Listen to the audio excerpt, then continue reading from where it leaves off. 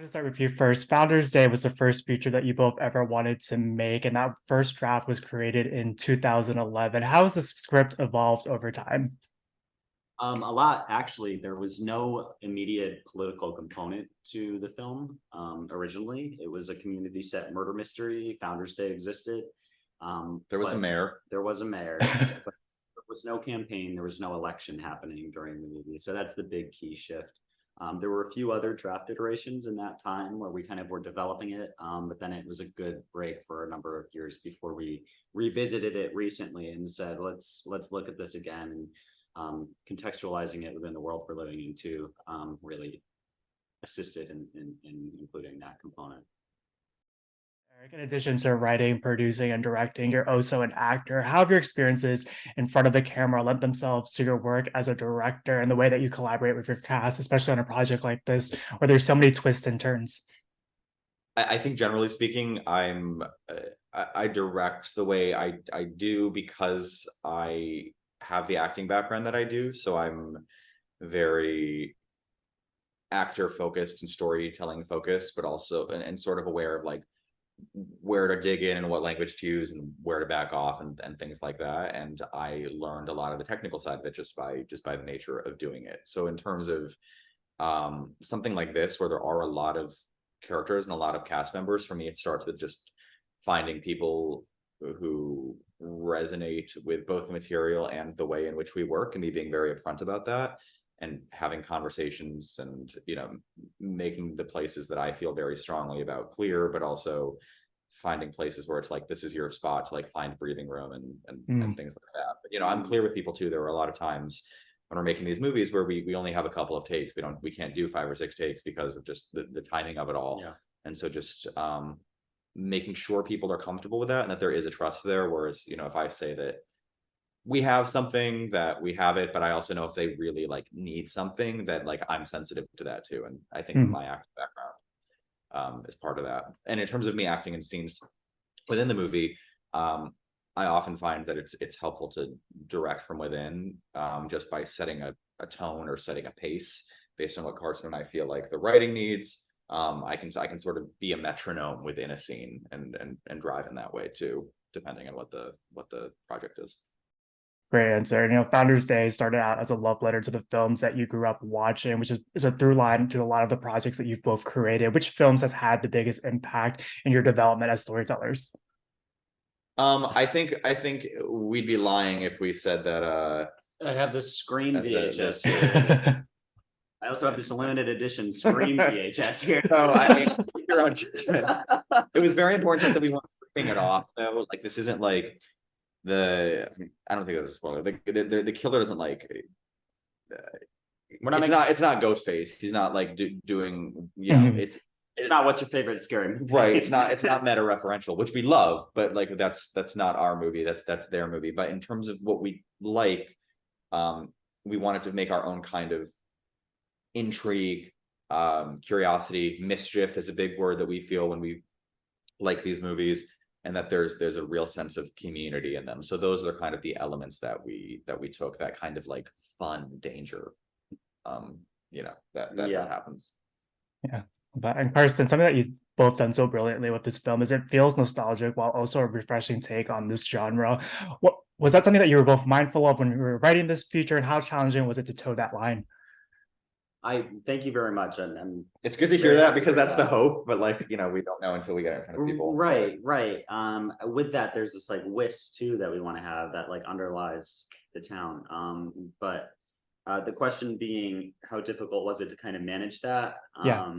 Make it new, but also feel that challenging, but I think true to us. Yeah, I think our sensibilities are catered to that sort of like framework. So I know we wanted to make this a modern movie. Our last horror film took place in 1987, throwback summer camp kind of thing. In this, we wanted to be explicitly modern day, but using the aesthetic, some sort of aesthetics framework and kind of like sense of how you'd experience something like this before. And like there's an older charm to some of the locations in the town. We like the idea of the town as a character, because it's sort of like implicitly has that older feel to it, and I think thematically that makes sense too, with it being Founders Day and the generations, both the adult characters, the youth cast, and sort of like fusing it all together. I realized some of our influences too, or at least parallels, more so than I realized. I was rewatching, and I think you did too recently, Jaws. I think it was either right before production and I was like, the first act of Jaws is like very similar to some of the beats of Founders Day, just in terms of It's a threat. an external threat to a closed community, and Yeah. how you deal with that threat. So I think that there are these classic pieces of it. Neither of us are anti-trope. We just think that they have to fit and be specific, because people watch movies because there's a degree of familiarity, but we're never subverting just for the sake of subverting, but we're also not afraid to do that. We kind of just want to be true to the story and find moments where it makes sense. So we want this to feel in some places comfortable and in some ways dangerous. I think I mentioned to somebody else, like, we don't want to make feel bad movies, but we want to make movies where you can feel bad and then feel good and then feel confused and then feel like you're solving the case with everybody too, so that it is a attractive thing. Yeah, that definitely comes across on screen. Erik, every iconic slasher film has a terrifying killer at its heart. What was the inspiration behind the mask and their choice of weapon? We wanted to make sure. What do you say, Carson? I think it's a good way to put it. I've said it a little bit, but unique but not gimmicky. Sort of, just hard. It's very hard with just how many movies there have been. I think this is distinguished. We wanted to evoke some sort of thematic imagery with the gavel and sort of what that can represent, and also how violent it can be, and also the theatricality of the mask being both a tragedy and a comedy mask sort of infused together, and the red color being a striking sort of like injection of I think both the political kind of theme and also the idea of blood, and it just kind of like all morphed into something that felt very correct for this. Yeah, we didn't want it to be like, oh, it's a Ben Franklin mask, or it's a, but we still wanted to evoke that kind of older, I mean, we call the villain the founder in the movie, so the characters don't, but we do. That's how it's referenced in the script. So finding that, and yeah, I agree, like the theatricality of the mask and the coloring of it, I think is a really big thing. Yeah. But yeah, we wanted to be different, but we don't want to look like tryhards. So it was a we love what the designers did in that conversation, and it's you've worn it. Carson's on camera in it, so it's fun to wear. I think horror fans are going to geek out about the gavel. And there's so much. There's more that awesome. Good. Thanks. There's more that meets the eye with each of these characters and in the film, and it's just so flawed and complex. As you were both writing this project, did you have these particular actors in mind? What was that casting process like? Some we did. Some were like, this is definitely this person we have a working relationship with. It's just right for them, or they could really crush it. Tell the Peterson story. Yeah. So we have this sort of set foundation of characters, and then we kind of like went from there, both either through network or reaching out, and the Peterson story is sort of basically this character originally, when we did this concept trailer, the chief of police, the police commissioner. Yeah. He was a dude, and there wasn't so much of like a little comedic wink with it too, but I had this sort of idea that it could be an interesting sort of like angle to take it if she sort of embodied kind of what Kate Carton ended up putting in this role, and I think she has some sort of levity and also intensity at the same time, because in conversations about this, and Erik, when they were discussing character as well, she is so convinced she's going to solve this case, and she thinks she's just done, like it's a foregone conclusion. She's going to figure out who doesn't. She said she's Columbo. I mean, she drew a lot from Columbo. It's like Columbo meets female Chief Wiggum. like, that's a tough line to to make, you want to play it straight, and she does. I mean, she's right on the needle point, but we changed that. Like that went from like a grizzled 70s cop to which is valid and could be fun, but like it was fun. This was a very fun color. It's a fun color to bring to it, and I'm so glad that we did. Yeah. This film has been decades in the making, with its making its premiere at Popcorn Frights. Is there a particular scene that you're each excited for audiences to see? Yes. A few.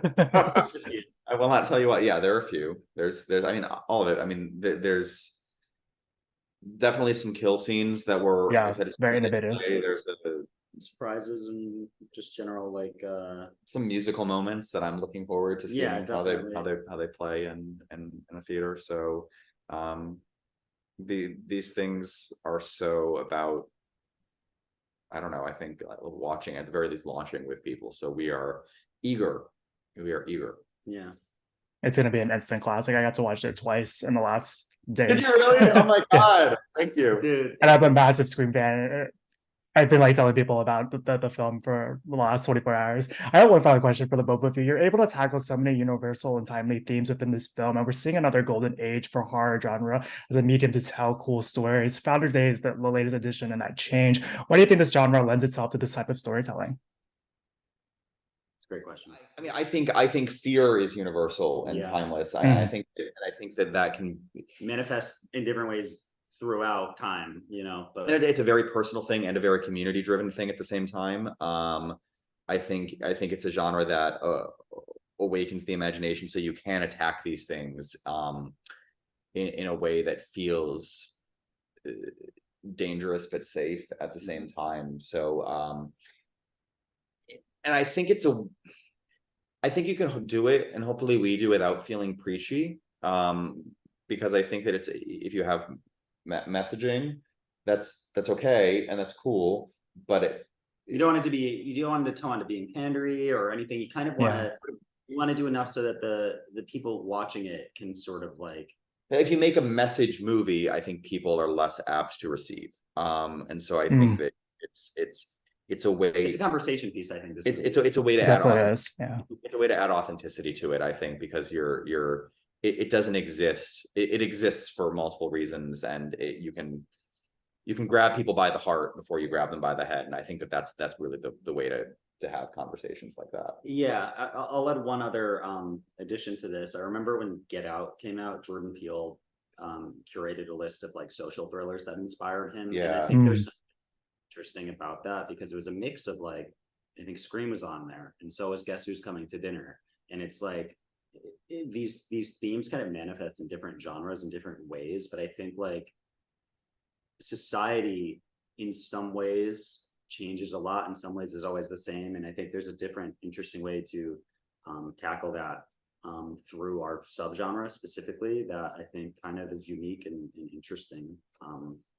So yeah, I mean, hopefully people I think it sensitizes you too. Yeah, like, I agree. It puts your senses on edge, so you are more receptive because everything is at 100. You're not dulled. You're ready to, you feel everything, you sense everything. So hopefully that happens. I don't know, we'll see.